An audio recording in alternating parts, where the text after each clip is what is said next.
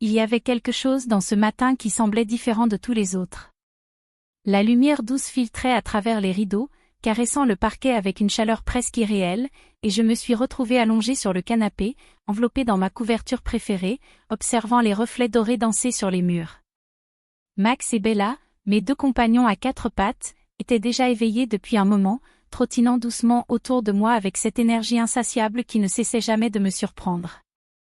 Max, mon labrador au pelage soyeux, avait toujours ce regard attentif et affectueux qui semblait lire dans mes pensées, tandis que Bella, la border collie vive et malicieuse, sautillait et grognait doucement, comme pour me rappeler que chaque instant pouvait devenir une aventure. Marc était parti tôt pour un déplacement professionnel, laissant la maison silencieuse derrière lui. Ce silence, pourtant, n'était pas vide, il était chargé d'une étrange anticipation, celle que je ressentais parfois quand la routine s'efface et qu'un petit espace de liberté s'ouvre soudain. Je me levai, étirant mes bras et sentant le sol froid sous mes pieds, et j'entendis Max remuer derrière moi, suivi par le léger tintement du collier de Bella. Un sourire s'échappa de mes lèvres, la maison semblait respirer avec moi, comme si les murs même étaient vivants et attentifs à mes moindres gestes.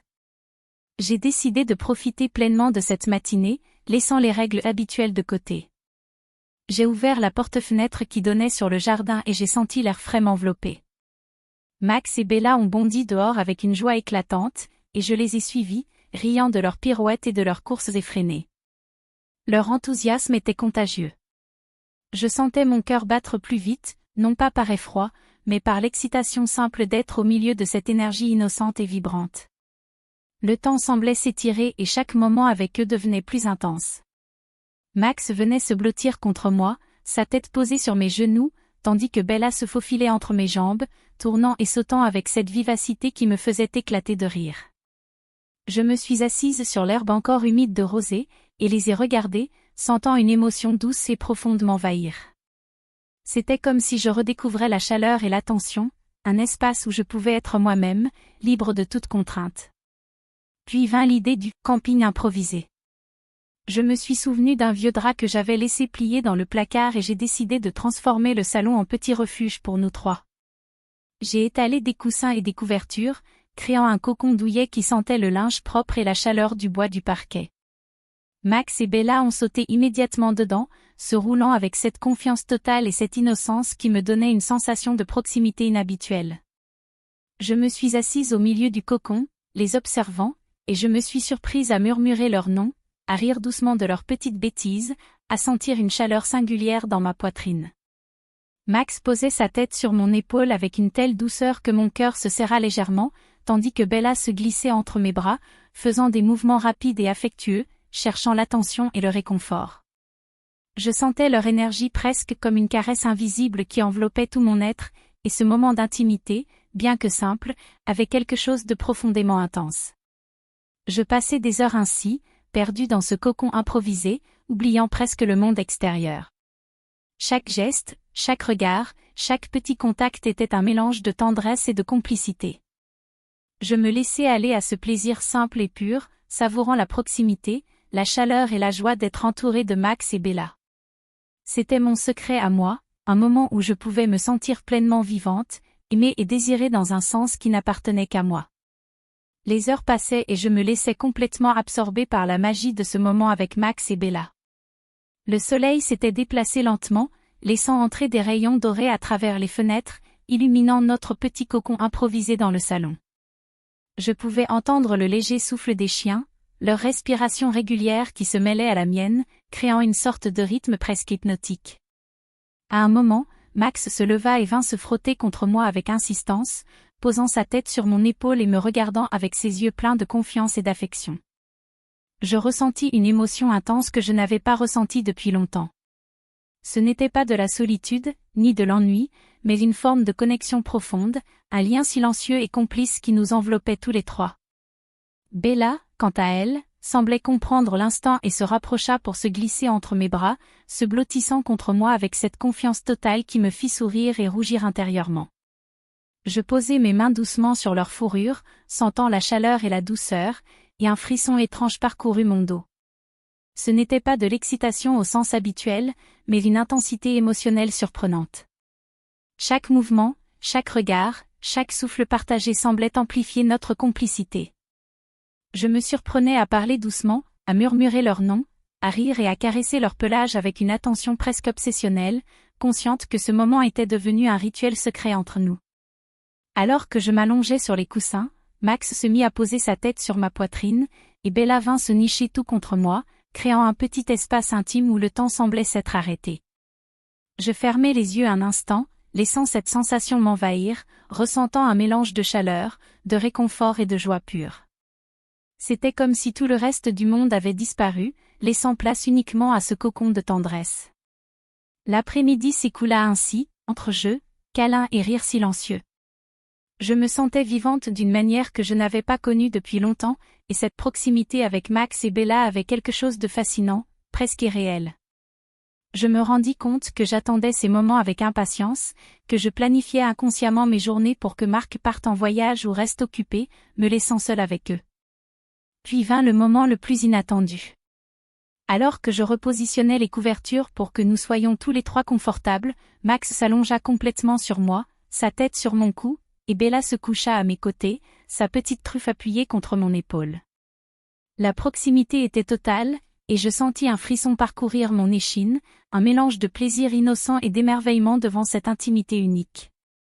Je ris doucement, parlant à voix basse, caressant simultanément les deux chiens, et je compris que ce moment resterait gravé dans ma mémoire comme un instant de bonheur pur, un secret que je chérirais toujours.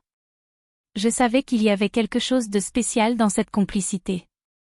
Ce n'était pas seulement le jeu ou le plaisir de leur compagnie, c'était un lien unique, un espace où je pouvais être moi-même, ressentir des émotions profondes et intenses, y goûter à une intimité douce et enveloppante. Je sentais que ces instants me changeaient, me rapprochant de cette part de moi que j'avais longtemps oubliée dans la routine quotidienne. Alors que la lumière déclinait, je me relevai lentement, Max et Bella me suivant comme s'ils comprenaient qu'il était temps de passer à autre chose. Mais au fond de moi, je savais que ce cocon improvisé, ces heures de tendresse et de complicité, resterait un souvenir secret et précieux, un moment où tout semblait parfait, intense et étonnamment vivant. Les jours qui suivirent furent teintés d'une douceur étrange. Chaque matin, je me réveillais avec Max et Bella près de moi, et cette présence constante me donnait une sensation de sécurité et de complicité que je n'avais jamais connue auparavant. Marc rentrait parfois plus tôt de ses voyages, et chaque fois je ressentais une pointe de nervosité mêlée à l'excitation de devoir cacher ce petit monde secret que j'avais créé. Mais malgré cela, je n'éprouvais aucune culpabilité, seulement une forme de bonheur pur, presque enfantin, dans la proximité de mes deux compagnons. Un samedi après-midi, j'eus l'idée de prolonger notre rituel en organisant une sorte de pique-nique improvisé dans le salon. J'avais disposé des coussins sur le sol, tiré les rideaux pour tamiser la lumière, et installé une petite couverture sur laquelle nous pourrions tous nous asseoir confortablement. Max et Bella semblaient comprendre l'importance de ce moment, ils se rapprochèrent instinctivement de moi, et je sentis leur chaleur corporelle se mêler à la mienne, créant un espace intime et enveloppant. Alors que je les caressais doucement, je remarquai une chose étrange, Max posait sa tête sur mon épaule avec une insistance particulière, et Bella se glissait contre moi d'une manière presque protectrice.